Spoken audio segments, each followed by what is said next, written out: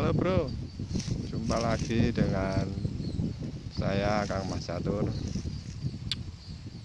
Kita lagi mau mancing, tapi kondisinya tidak memungkinkan. Air lautnya lagi surut, jadi nggak jadi mancing. Kita lagi nyantai di tepi sungai dan dekat sawah. Lagi megap-megap nafasnya mas bro. Ya lagi panas ini mas bro, makanya ngiup.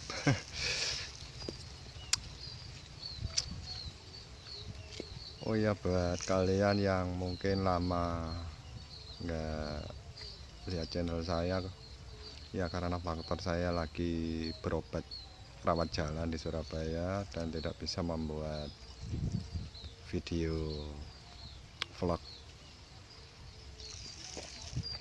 Habis kemo mas bro, rambutku botak lah, rambutku botak habis kemo mas bro, jadi nggak bisa bikin video vlog atau bikin video merangkai bunga dan video-video binatang, kucing dan sebagainya, nggak bisa.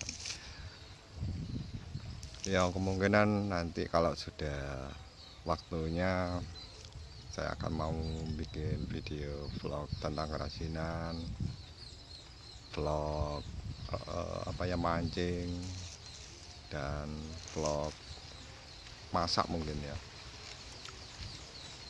Untuk kali ini mungkin masih belum bisa fokus untuk bikin video mas bro, soalnya ya kondisi saya masih belum normal, masih terasa sakit di kepala sama telinga.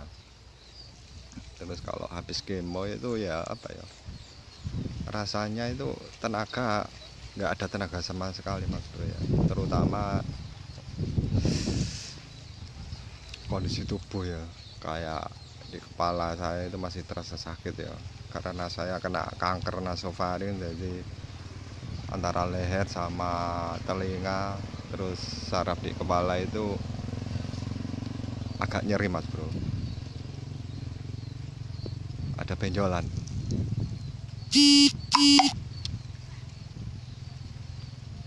Sopo ya? Movida Surabaya. Oke. Alis saya mas ini sudah rontok juga mas bro. Pokoknya segala rambut itu pasti rontok ya kalau habis kemo. Soalnya mungkin ya ada yang bilang itu panas obat kemonya. Saya rawat jalan selama 1 tahun lebih mas bro. Baru di ACC kemo itu bulan berapa ya, lupa saya.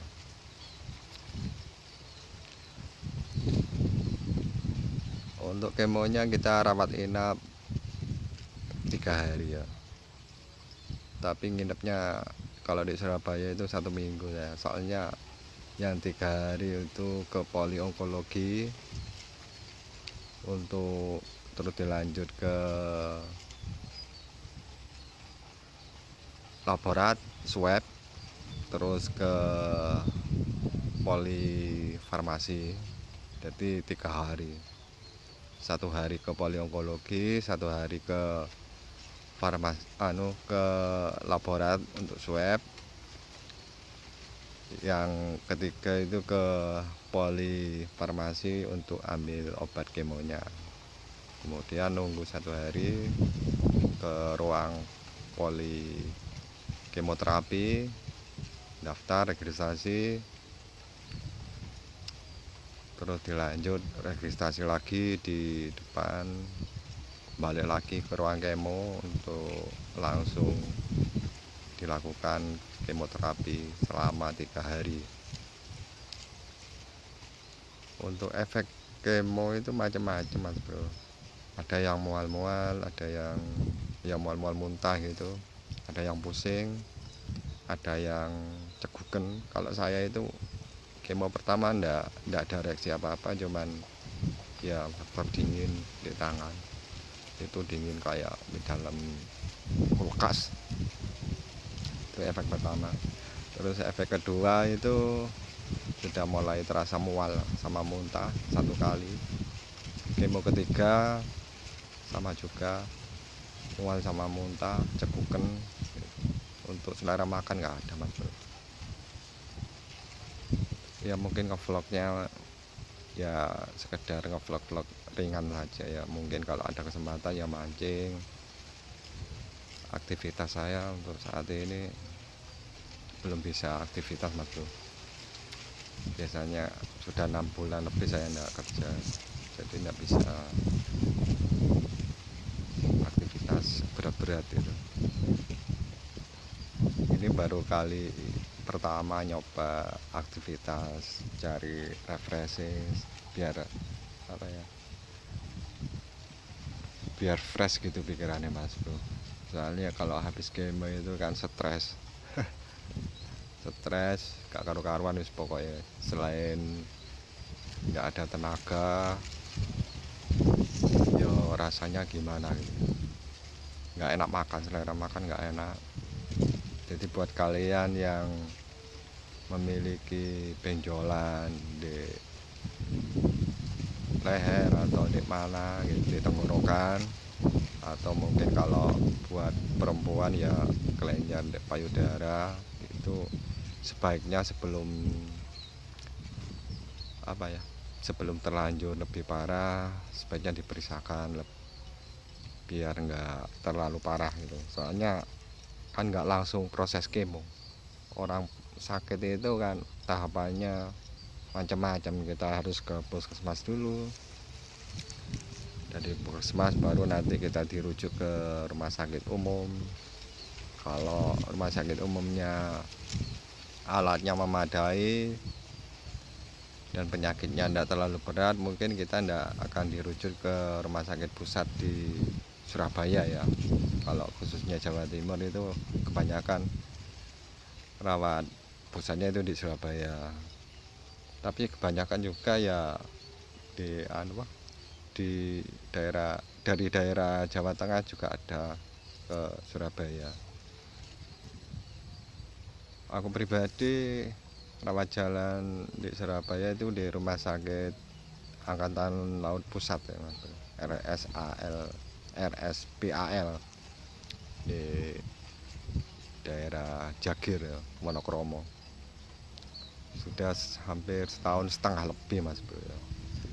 Ya wira-wiri meskipun kita pakai BPJS yang dari pemerintah, tapi kan kita butuh biaya untuk transport, untuk makan.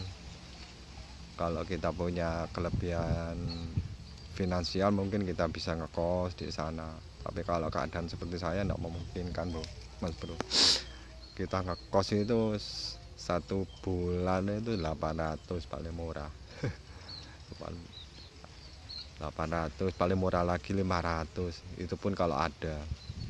Jadi ya gitulah lika-liku kalau orang lagi sakit itu ya serba gimana ya pusing juga.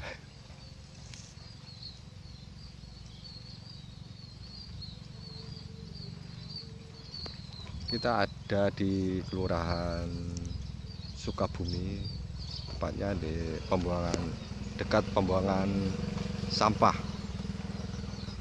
Nah itu mas bro, pembuangan sampahnya mas bro.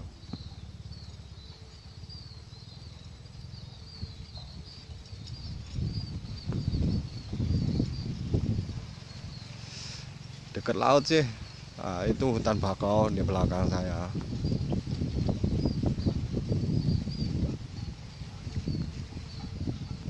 Itu hutan bakaunya mas bro, di belakangnya hutan bakau itu sudah pantai. Ya niatnya mau mancing,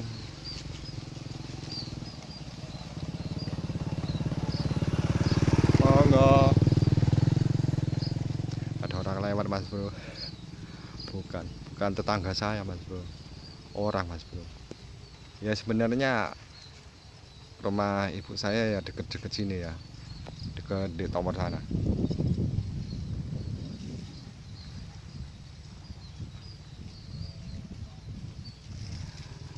Asli ibu saya daerah sini, cuman Di sini kan tidak ada rumah, cuman sekedar tanah saja, jadi ya tidak ada tempat untuk singgah itu. Ya kembali lagi kepada pembahasan, intinya kalau kita punya benjolan itu sebaiknya kita langsung periksa ke puskesmas biar biayanya itu tidak tidak begitu banyak dan tidak begitu ribet ya nantinya kalau kita melalui puskesmas. Soalnya kalau memang aturannya itu kita nggak mungkin langsung ke ke rumah sakit umum. Aturannya itu sebenarnya kita harus melalui puskesmas kecamatan atau puskesmas desa, tapi sebaiknya langsung ke puskesmas kecamatan saja, nanti akan dirujuk ke rumah sakit umum prosesnya.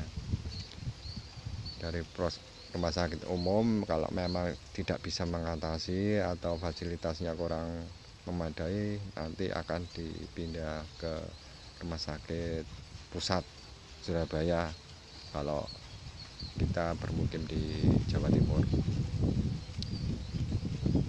Ciri-ciri kanker nasofaring itu ya benjolannya dekat di telinga sama leher ya Mas Bro ya. Rasanya itu tidak terasa sih awal-awalnya, cuman setelah terlihat benjolan agak besar di leher saya sebelah sini, ini sudah nyusut ya, habis kemo 3 kali, alhamdulillah sudah nyusut dan rasa cekot-cekotnya hilang. Terus dengung di kepala sudah mulai agak sedikit hilang gitu ya. Awal-awalnya ya itu tadi, tenggorokan itu terasa kering, terus ya kayak ada kelenjar gitu, gak enak. Tiap mau bangun tidur pagi hari itu rasanya kayak ya selain kering itu nggak enak pokoknya Mas Bro. Selang beberapa bulan dari saya mulai terasa itu 2020 Mas Bro ya. 2020 ikut pelatihan itu masih tidak terasa, cuman benjolannya sudah besar di sini, itu nongol gini. Itu ndak ada ndak ada rasa perih, nyeri itu ndak ada, cuman di tenggorokan itu terasa kering aja. Terus habis 2021 itulah baru saya merasa gigi saya itu, gigi geraham atas bawah itu terasa cekot-cekot. Terus di kepala sini itu saraf sebelah kiri itu terasa perih, nyelekit gitu rasanya. Kemudian saya teringat sama teman solawatan saya itu sama keluhannya ya kayak saya, tapi beliau itu tidak sempat tidak sampai bisa ditolong gitu Mas Bro ya. Berakhir dengan ya kehilangan nyawa di tengah jalan ya, saat rujuk di rumah sakit umum Bagespun ternyata ada kankernya di gigi geraham.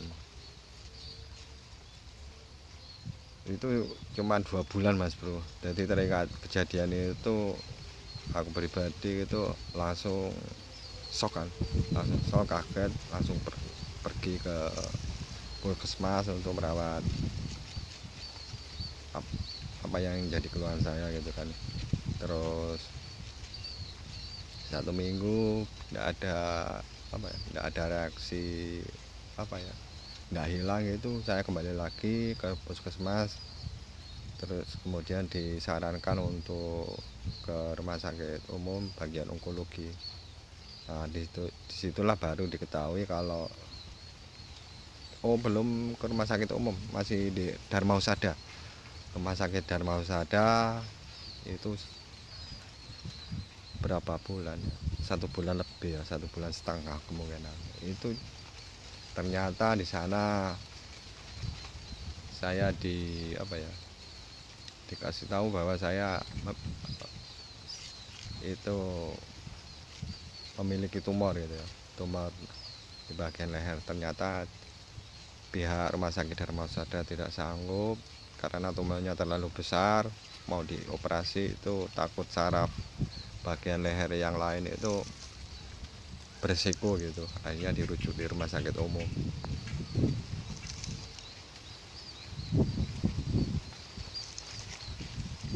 Si Mas Bro megap-megap.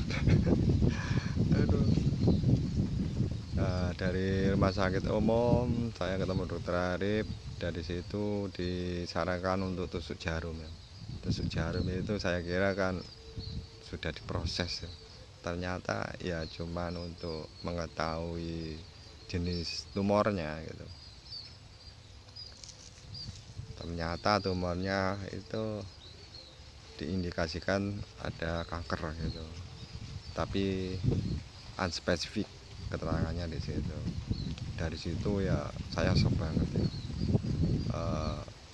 Mental saya sangat sangat turun gitu, karena memang kalau penyakit kanker itu yang diserang mental pertama itu ya putus asa sekali ingin hidup itu Mas Bro.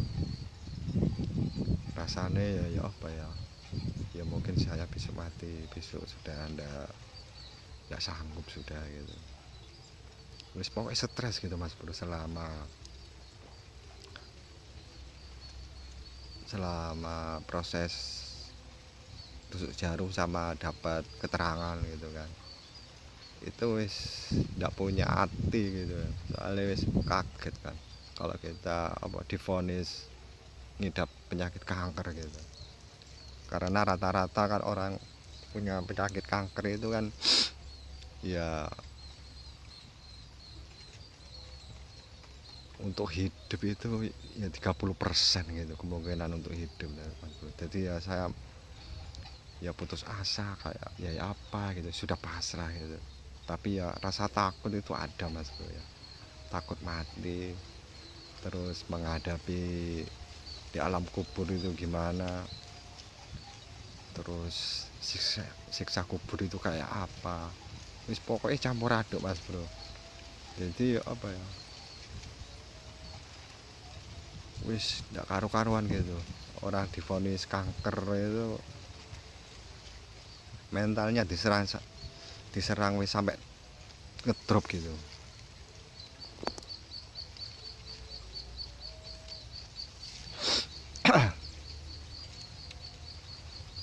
Sampai saya kan nulis riwayat ya, kalau pekakas pertukangan saya itu mau saya kasihkan sama adik saya.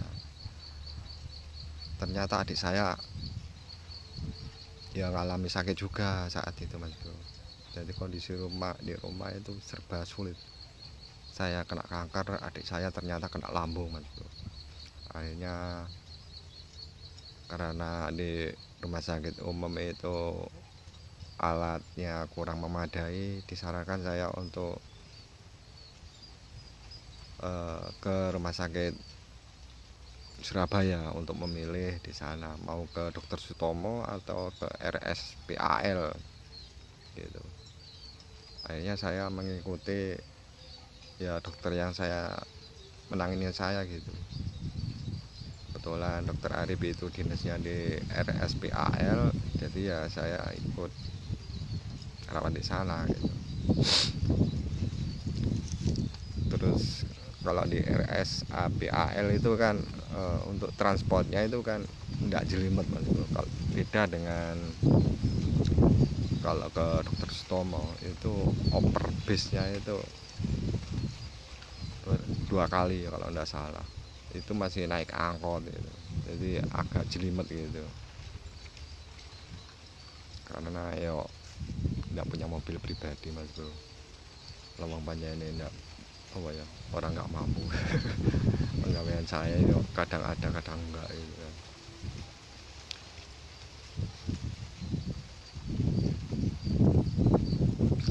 Selama rawat jalan di Surabaya ya awalnya ya saya kira kan langsung ditangani, langsung kemo gitu Mas Bro ya.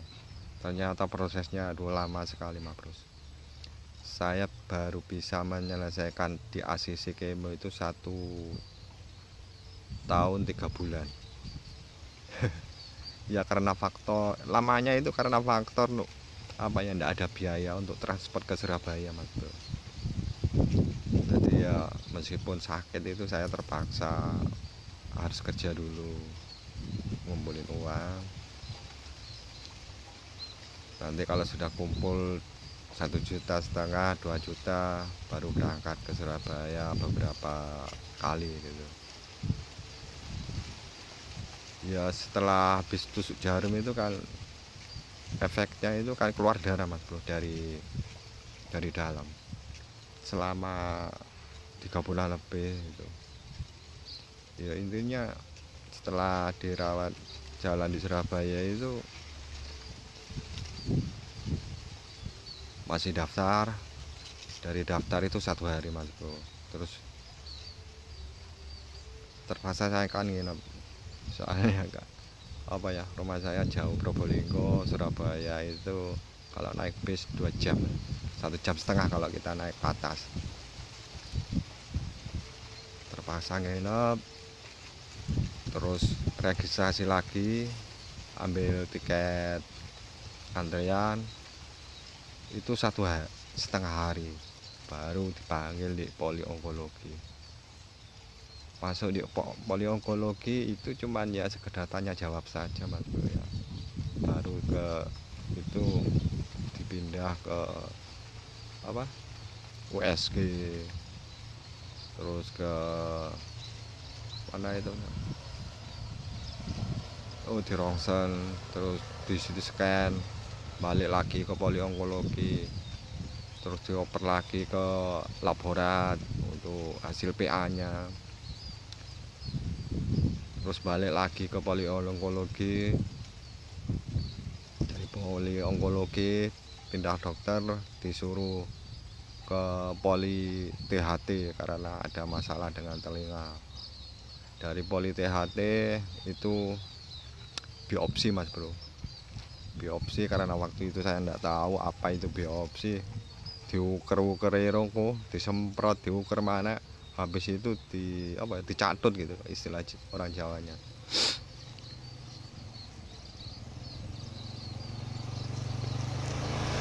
Kalau itu di apa ya, wis pokoknya diambil sampel dagingnya di dalam sini ya, itu sakit Mas Bro. Itu dari ubun-ubun sampai saraf otak, terus apa, nyawa itu kayak ditarik Israel Mas Bro. Waduh, sampai bunyi kretek gitu Mas Bro. Jadi proses yang paling sakit itu bukan kemonya Mas Bro kalau saya ya, itu proses biopsi di melalui lubang hidung dan tenggorokan, itu sakit Mas Bro. Soalnya obat biusnya enggak mempan Mas Bro, karena di dalam itu kan lendir, jadi rasanya sakit sekali Mas Bro. Itu kayak wis koyok mati ditarik Israel itu Mas Bro, 2 kali Mas Bro. Meskipun habis biopsi itu dikasih obat apa, obat apa ya, anti nyeri itu ya masih terasa Mas Bro ya. Habis biopsi nunggu 1,5 bulan kalau nggak salah, apa 2 bulan ya, itu baru disuruh ke ruang radioterapi. Ternyata di sana saya ditolak. Ditolak itu karena faktor saya, karena saya tidak kembali ke poli onkologi, karena mulai dari sejak awal itu kan saya dari poli onkologi, terus keterangannya itu apa ya, apa sih jenenge, konsultasi gitu, jenis pengobatannya saat itu konsultasi. Nah, akhirnya balik lagi ke poli onkologi. Dari sekian bulan karena faktor apa ya, kena musibah, adik saya meninggal terlebih dahulu, akhirnya saya tunda pengobatan. Terus biaya untuk berobat ke Surabaya juga belum ada, jadi faktor itu saya lama Mas Bro, nunggu sampai 1,5 tahun balik lagi ke Surabaya, baru di ACC. Itu pun apa ya, keadaan saya itu sudah parah Mas Bro. Di video akhir saya itu kan ada itu keterangannya kalau saya,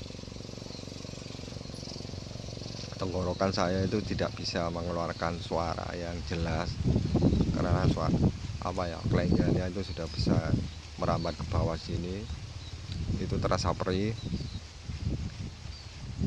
Terus telinga itu sebelah kiri itu saya sudah tidak bisa mendengar gitu. Jadi pendengaran saya itu cuma separuh, sebelah kanan saja. Setelah beberapa bulan setelah telinga parah itu baru penglihatan saya kabur Mas Bro.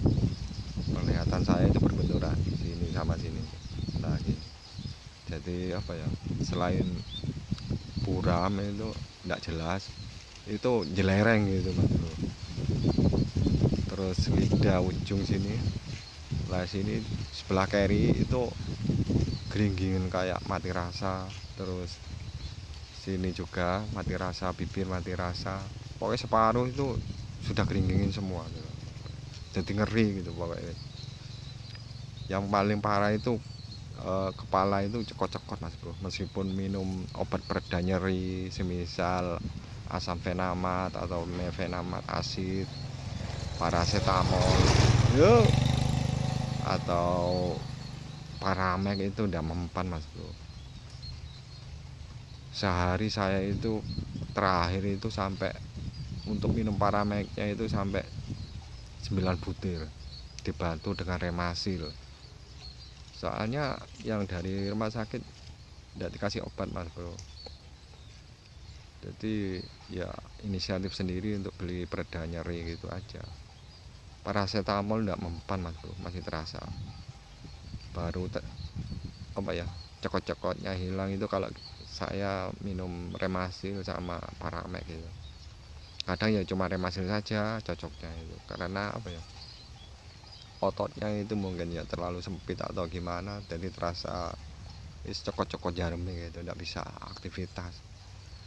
Buat tidur aja ya susah gitu, jadi sambat dok perih gitu, tidak karu-karuan. Jadi buat kalian ya yang mempunyai benjolan di leher atau di bawah telinga sini, dekat sini, itu saya sarankan sebaiknya cepat-cepat untuk diperiksakan ke puskesmas terdekat atau di rumah sakit. Kalau sudah memiliki kartu rumah sakit umum itu enak cepat Mas Bro. Itu pun masih dalam bentuk konsultasi kan. Tapi dari situ biar apa ya, daripada kita beresiko penyakitnya lebih parah gitu, mending dari awal gitu. Kalau sudah ada benjolan sebaiknya diperiksakan saja Mas Bro. Ya alhamdulillah setelah kemo 3 kali itu lumayan Mas Bro ya. Tapi masih ada ya. Itu rencananya saya tanya sama dokternya itu kemo harus 6 kali. Habis kemo 6 kali itu dilanjut radioterapi. Untuk radioterapinya saja itu Mas Bro ya, itu ada biaya tambahan. Untuk masker ya, masker wajah daerah sini, karena saya ngidap kanker nasofaring, jadi otomatis yang di sinar laser itu nanti di bagian dalam hidung sama sini tenggorokan. Saya tanya-tanya kemarin untuk harga maskernya itu 3 tahun yang lalu itu 2,5 juta Mas Bro. Karena faktor saya tidak kerja ya bingung juga Mas Bro, soalnya tidak bisa kerja kan saya.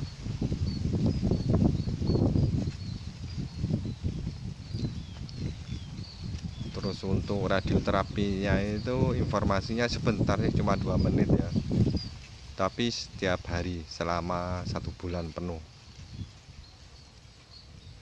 Karena saya di luar kota Surabaya, jadi dari Probolinggo, jadi otomatis kan nginep Mas Bro. Nanti gimana apa bisa 1 minggu sekali atau gimana saya tidak tahu kalau saya Mas Bro. Cuman kalau untuk wilayah terdekat Surabaya itu untuk radioterapinya itu setiap hari selama 1 bulan. lama proses radioterapi setiap harinya itu cuma 2 menit gitu. Efek sampingnya itu sama kayak kemoterapi, apa ya, bulu-bulu itu rontok ya, rambut rontok, bulu kumis itu rontok.